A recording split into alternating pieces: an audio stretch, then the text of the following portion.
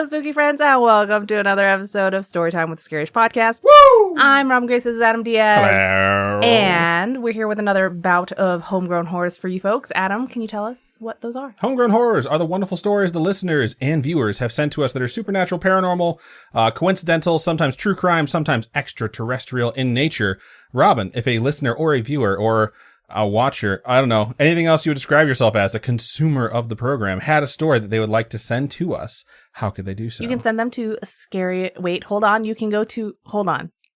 Everyone, shut the fuck up. Just thinking, okay? Everyone stop talking. Okay, go ahead. You can send it directly to our email, storytime@scariest.com. You can also go to our website, scariest.com. There's a contact us page. You fill out that form, and it gets sent to us that way. Indeed. So however you feel most comfortable reaching out, we would love to hear from you, and we'd love to read your story on the show, as long as when you send it, it says something like, feel free to share this on the podcast, which we love to see. We have 4 of the homegrown horrors that we're going to read for you this evening. Robin, would you like to go first, or would you like me to go first? Why don't I go first? It's a nice little quick one here. Okay, cool. All right. So the title of this email is, So This Just Happened. There's no exclamation points. I just added the fact that it sounds very scary. Okay. All right. It goes, So this just happened, and I thought I'd share. Cool. You can share it on the pod if you want. Nice way to start it. Yep, this is us. This is here. This is the pod. I am a total nerd and have several anime posters in my home. For real, though. That was me. That was totally me. Did I write this email? No, JK. But I have a One Piece tapestry that hangs on the wall in my bedroom on my side of the bed. Robin, what's One Piece for those who don't know? One Piece is an anime. And One Piece is the one about Luffy. The guy with like the pirate guy? Yeah. Okay. Got it. Wait, no. Yes. Pirate Goku. Pirate Goku. It was Pirate Goku's funny. It was the first thing I hung up in our house when my fiance and I moved in 3 years ago. About 10 minutes ago, my fiance and I were just settling down to watch a scary movie before bed. We were watching a preview on Netflix, and suddenly, my One Piece tapestry randomly falls off the wall. It's never even moved in 3 years of it hanging there, and you have to lift it up over the nail heads to take it down.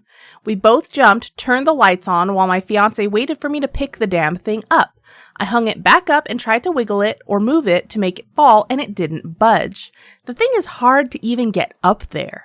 Needless to say, we're not watching the scary movie anymore and decided on some comedy. Thanks for everything you guys do. I can't get enough of you, and your bartender stream was epic. Thank you. Thank you. Keep on creeping on, Liz Tree and Enzo Matrix. By the way, Adam, Enzo is so happy you got his tag. He fangirls every time you say anything about it. That's fucking funny. I said it. I didn't notice it for like 2 or 3 months, and then it just hit me like, reboot, holy shit. And if you've never seen Reboot and you're fans of anime, it's nothing like anime, but you should still go and watch it. I really enjoyed Reboot. Thank you for sending that. I think it's odd too, because as soon as Robin was reading through this, I was like, okay, posters fall. Like if you put it up with putty or tape or something like that, yeah. Glue gets fatigued, but it's a nail and it's hanging on a nail and the nail was still there. That's like if one of these big, huge posters we have in frames on the wall just fell down. It's like, how did it lift to come off? You know, because pulling straight down or just the effects of something shaking doesn't necessarily mean it's going to pop off. And if they're going to jump off, it's going to be from some like substantial movement, like an earthquake, you know? Yeah. So I'd be kind of freaked out too. I would also probably stop watching whatever I was about to watch. We can totally relate to weird things happening when watching scary movies though, because our dog, while we were watching Poltergeist one day. The original Poltergeist. Is there a new one? A new Poltergeist? Yeah, they remade it like 6 years ago. Oh, wow. Maybe longer. Well, we were watching, we've told this story on the pod before, but we were watching the Poltergeist for the first time, it must have been, in our apartment, and our dog had never been one to chase shadows before. Ever. Literally ever. But the scene in the Poltergeist where the light shoots out of the TV and into the wall freaked our dog out for some reason. She was actually in the bedroom, not even in the room, but the sound bothered her.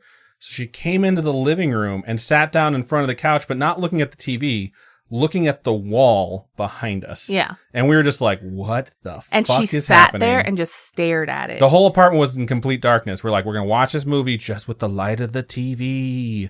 And that happened, and we're like, that's super fucking creepy. Yeah. And now she chases shadows like crazy. Constantly. Yeah. It's very scary. It is scary. But either way, we totally empathize. We can totally empathize with scary movies. Just, what are the odds, you know? Yeah, it's very why did it happen in that moment?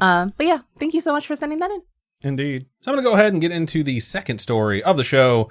And this one's subject is share on podcast. That's always a great place to put it. And it goes like this. So this is a horrible, scary-ish, gross-ish family vacation story that I had blocked from my memory until you guys mentioned how everyone had that bad childhood vacation story. I'm trying to think if I had a bad I'm really happy that we're able to help you all recover your memories. Although I feel like sometimes it's like we're helping you recover trauma that was either dealt with or buried properly. And so you're like, oh no, I remember this. I'm sharing it with them. They deserve it. I told you about the one about my mom when we went to California and my mom was like sick the entire time. Like she was throwing up black goop. Yeah, I do remember Oh this. my God. That was probably the worst. We've talked about puking black before, and I'm pretty sure the story typically comes up. So yeah. All right. Let's hear this particular bad childhood vacation story. They say, here is mine.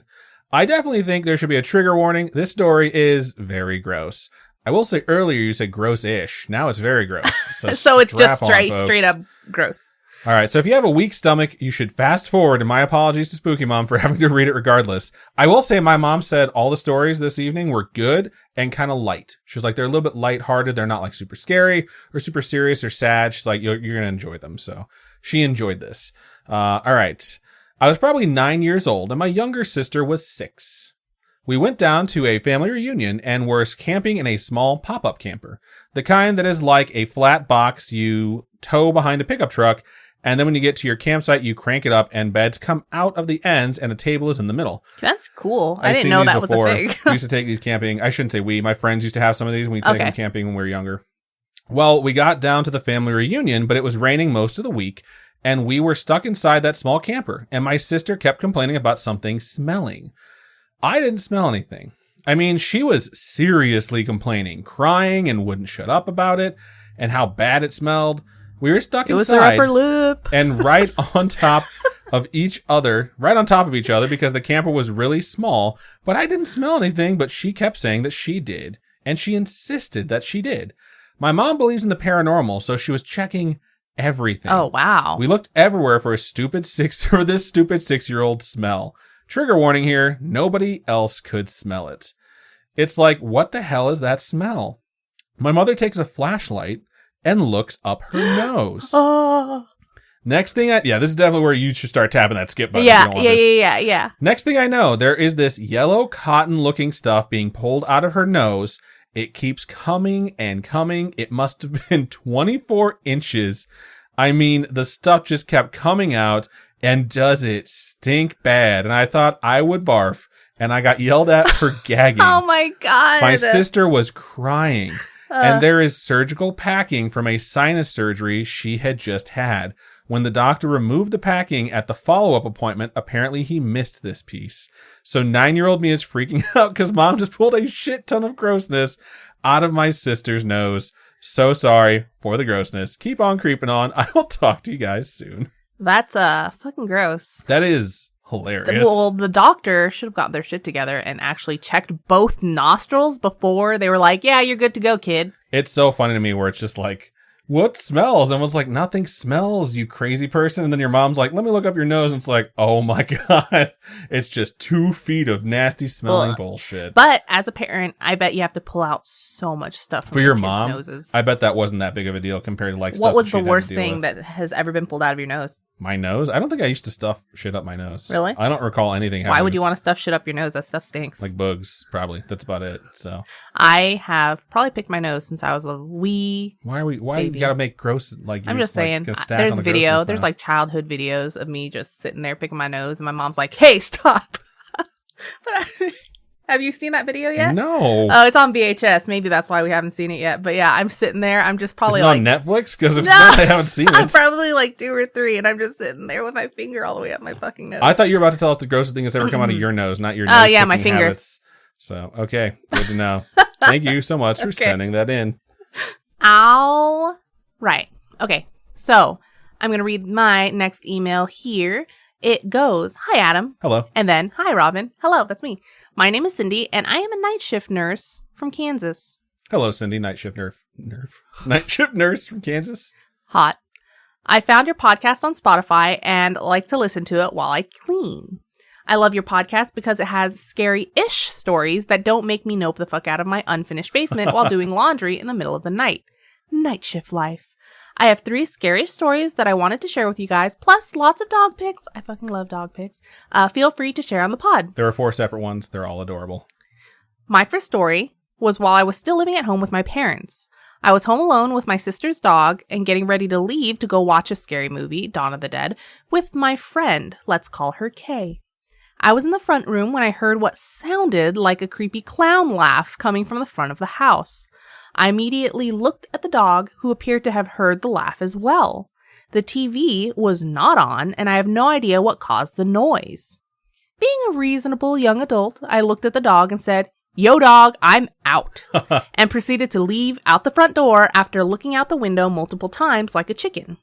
Still don't know what the noise was, but creeped me out enough to not go back until my parents returned home. My second story is about the time we visited Theorosa's Bridge. I will say for that first one, I think you're being cautious, and there's nothing wrong with that. Also, when you said looked out the window like a chicken, I literally pictured like a chicken be like, "Bark, bark, bark." You're so like dumb. looking out, and I was like, oh, they meant metaphorical, like they're being like scared. So, Adam's story about Moody Light reminded me of our trip. nice. So I've always been really into scary stories and supernatural things, but basically have 0 sixth sense and never see shit. My friend Kay knows that I personally never see anything and likes to share her stories with me. True best friend right there. Aw. One night, Kay tells me the story of Theorosa's Bridge. There are multiple versions of the story centered around the bridge, a woman, and her baby. Just like Adam says, this could all be bullshit, but the version I heard goes something like this. I don't remember the whole thing super well, because this was like 10 to 11 years ago, but Theorosa was a farmer's wife who has an affair that results in a baby. Ashamed of her mistake, she throws the baby over a bridge into a river. It's fucked up. She is then stricken with grief and throws herself off the bridge as well. That's sad. The story I was told says that if you stand on the bridge at night and say you have her baby, she will attack you. That makes sense. Why would you fucking say that though? Yeah. It's like, it's Why not awful. say something nice? Like make them feel better, maybe be at rest. We are like, yup, we going. So we load up in the car for some scary fun. I believe that we went in a group of 5, 3 girls, 2 guys. We arrive to the quote-unquote bridge and park off to the side of the road. There are 2 other groups of teens there for some scary fun as well. One dude is walking across the bridge announcing that he has Theorosa's baby. Nothing happens, of course. He is ripped to pieces violently before our eyes. That's something out of Supernatural if that does happen. One of the dudes in our group is super into supernatural stuff and basically tells us, let's leave these idiots to it and head down to the actual bridge. The original bridge had burned down multiple times, so a new concrete one was made. Before we head down, we ditch our phones in the car. What? No. So there's a lot of issues with that. Like, you could just put your phone on silent. That way, if something pops off, you have it, so you're not in, like, serious danger with no ability to call for help. Something about how the ghosts can steal energy from electronics or could attach themselves to it or you. All I know is we ended up ditching them. One guy also tells us that if we hear the sound of dogs barking, we have to turn around and head back because they would be hellhounds and a very bad sign. Me, being the little shit that I am, goes, quote, "We are in the country. You know there are actual dogs in the country, That was right?" my first End quote. thought when I heard that, too. And off we go. We're taking this tiny little dirt path, single file between trees and brush, when, of course, we hear barking in the distance. Some start to panic, and we turn back for just a few feet. We finally manage to calm down the true believers, and off we go again. To our doom. Or not, because obviously I'm still alive. We arrive to this stone wall-looking thing that is supposed to be the real bridge and take a seat. I, of course, see nothing, but I'm still having a good time. Kay, on the other hand, keeps seeing shadow people and has a weird feeling like something is attaching to her. The dude, super into supernatural stuff, can see and is talking to the ghosts and quickly tells something to let her go. Kay feels it release, and after a while, we head back up. I don't believe anyone in our group said anything about having Theorosa's baby. The place was creepy enough as it is. That's some weird shit to do, where your friend's like, something doesn't feel right here, and your other friend's like, yo, I see dead people. That's crazy. Did he go blind? That just sounds like a very Zach Bagels thing to do. Let her go. The other girl, not Kay or me, starts freaking out when we return to the car because something scratched her. I look at her and the scratches and basically point out that we were climbing through brush. Some had thorns, and she is the only one wearing shorts. What was she expecting? Yes, some scary shit went down, but no, nature scratched you, homie. As we get ready to leave, Kay and one of the guys are attempting to help me spot some of the shadow people around the area. Why? No. I would play ignorant. They're just shadows, dude. They're not shadow people. If you're not seeing shadow people, they're just shadows. My continued lack of sixth sense says nope, but I did appreciate the effort. Sorry, not a super thrilling story because I can't remember all that went down at the bridge. No sixth sense after all. If you guys want, I can ask Kay for her version of the story to share. Sure, that'd be great. My last story is just about one of my nope the fuck out of there moments. As I said earlier, I work night shift and do a lot of cleaning in the middle of the night. I would listen to scary stories or creepypasta on YouTube. Still do, but not in the basement at night. One night, I was doing laundry in my unfinished basement. Yes, Robin, the basement, 'cause Kansas. Hashtag tornadoes. I would have preferred a finished basement, but whatever. I would much prefer to have a finished basement. Yeah, I think everyone would. Anyway, the story is going to be super scary as it describes a skinwalker. I start getting this feeling of being watched. The feeling begins to build, and I just start picturing this thing crawling around the corner to get me. I finally can't take it anymore. Look at my brave little laundry dog, my sweet boy who hangs out in this creepy fucking concrete basement with me while I do laundry, and tell him, "Come on, dog, we out," and ran up the stairs. Those are my scariest stories. Sorry for the long email. It ended up being a lot longer than I thought it would be. As I said earlier, I love the podcast. I'm sure my husband appreciates it as well, since I don't nope the fuck out of the basement as often during the middle of folding laundry. Also, as promised, some dog pics. Aw, so they have a husky German Shepherd, which is so cute. And that is Casey, my dog, my sister's dog that I nope the fuck out with. All the names are so cute. There's Casey, Bonsai, Buddy, Bella. That's so adorable. But thank you so much. They say, thank you for letting me share my stories with you guys. Keep on creeping on. Thank you so much, Cindy, for sharing your stories with us. We really appreciate it. Indeed. And the dog pics, of course. Dog pics are always great. Yes. I will say there's a lot of folks that I've gone like Scooby-Dooing with, as I say. And there's a lot of times where people are like, what's a good way to say it without being rude?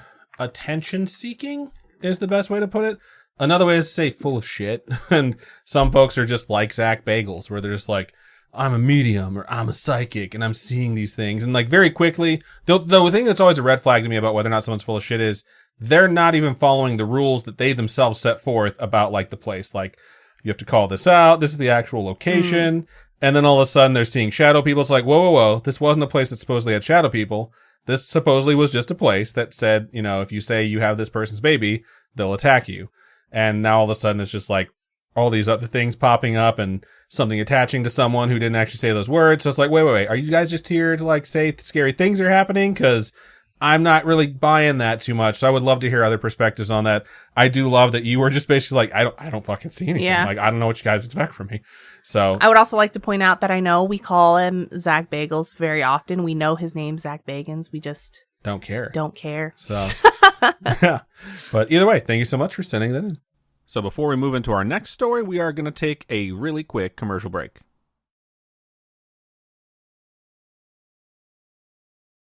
And we're back.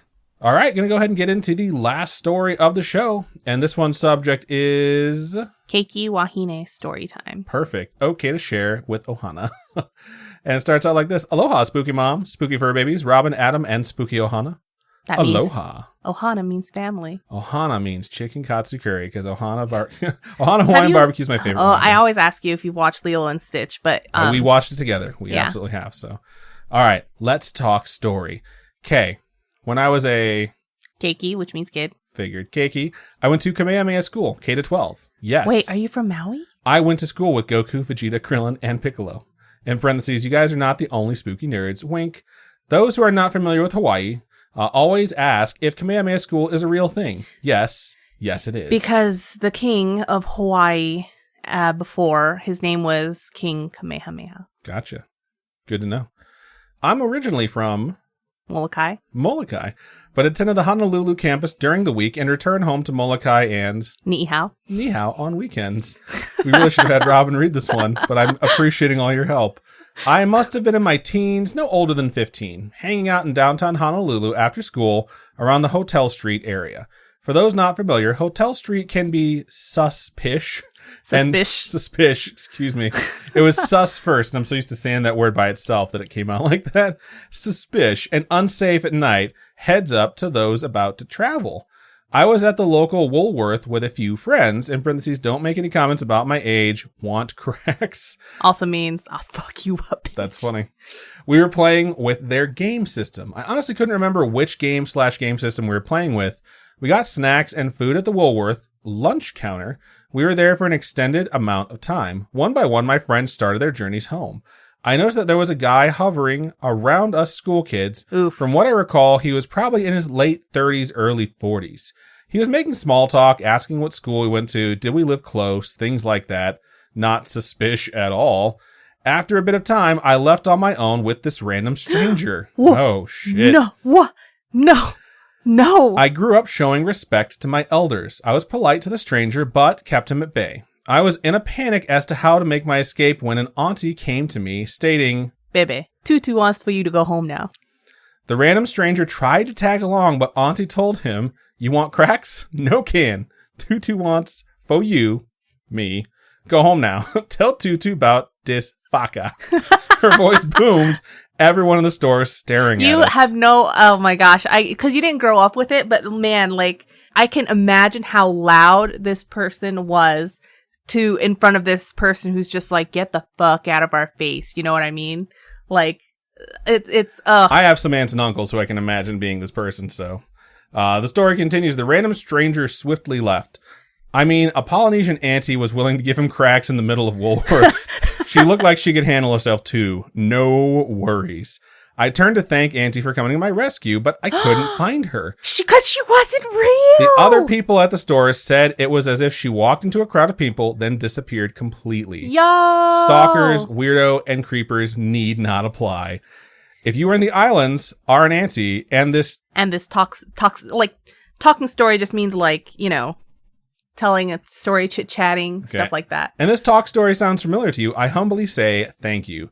Let me be clear, I did not know this auntie. You literally saved my life. For real, don't leave with random strangers. Now, as an adult, I fully recognize that things could have gone south for me in so many ways. Even now, I can recall the feeling in my gut that the guy was not Pono. Is that what that is? Okay, what does that mean? Good. Okay. What he wanted with me was not Pono. Sadly, I don't know. Sadly, this is not the only experience I've had with stalkers, weirdos, or creepers. Again, stalkers, weirdos, and creepers need not apply. Spooky friends in Ohana, please keep your kids safe, happy, and healthy. I am hoping that you are all well and that you have a fantastic morning, afternoon, evening, whatever it happens to be for you. I plan to send more memories and talk story more. Even though this happened when it was a small kid time, it still gives me chicken skin feels. Please have a fantastic time in Pennsylvania. Projects will not allow me to travel away from home at this time. Sucks to be me. I know that you were there for a short time, but if you have time, check out the Mutter Museum in Philadelphia, Pennsylvania. I should say that we have tickets to go to the Mutter Museum, so we will be checking that out. I think it's Mutter. Is it Mutter or I don't Mutter? know. I think there's actually like umlauts over the U. If there's umlauts, then it's Mutter. Okay. Mutter Museum. It's a medical oddities museum. I nerd out there. I believe that it's reopened at this time. All my alohas, Pia. Thank you so much for sending that in. Thank you to Robin for helping me with some of that dialect. Yeah. I appreciate it. So it's a really solid story and also a really good indication that raise your kids to respect their elders, but understand fuck strangers. Like, don't trust strangers. Strangers are not to be trusted. You know, fuck strangers. Don't have sex with strangers until you're like 18 at college or whatever. What the shit? No! No, don't fucking do that. Obviously, it's a joke. Now all I can think of is hide your kids, hide your wife. Wow. Cool. But yeah, thank you so much for sending that in. It always makes me happy that we reach to Hawaii. Because I know a lot of my friends live there still, and only a couple of them listen. So I'm like, oh my gosh, are you one of my friends? That's funny. But yeah, thank you so much. So thank you to everyone who sent in your stories. We sincerely appreciate you taking the time out of your day to write us and give us permission to share your story on the show. It's pretty awesome. This week's stories were really funny. They were fun. They were light. I had a good time with it. Not necessarily what we're looking for all the time, because we are okay if you send us stuff that's like kind of heavy, kind of creepy, kind of scary. We also get those too. It's basically whatever you would like to share with us. We would love to hear from you. And you can go ahead and email storytime@scarish.com or go over to our website, scarish.com, and click on Contact Us. Fill out that form. It does come directly to us, or hit us up on any of our social medias. Facebook is facebook.com/scarishpodcast. Twitter is @scarishpod, and Instagram is @scarishpodcast. Robin, for folks who would like to donate to us, how can they do so? You can go to patreon.com/scarishpodcast. Those are monthly donations. Tiers start at $1. At $1, you get ad-free, which is great if you like that. If you're not into the monthly thing, you can also go to ko-fi.com/scarishpodcast, and those are one-time donations, and we really appreciate everybody who's donated and supported us and shared us with their friends and family and things like that, because we couldn't be here without you. Indeed. Thank you so much to everyone who listened, everyone who sent in stories, everyone who supports us. It really does mean the world to us, and we appreciate you from the bottom of our hearts. That is everything we have for Storytime number 173. So, Robin, go ahead and sign us out. Keep on creeping on, and we'll talk to you guys next week. Or no, we'll talk to you guys later. Bye. I mean, technically it is next week. Bye.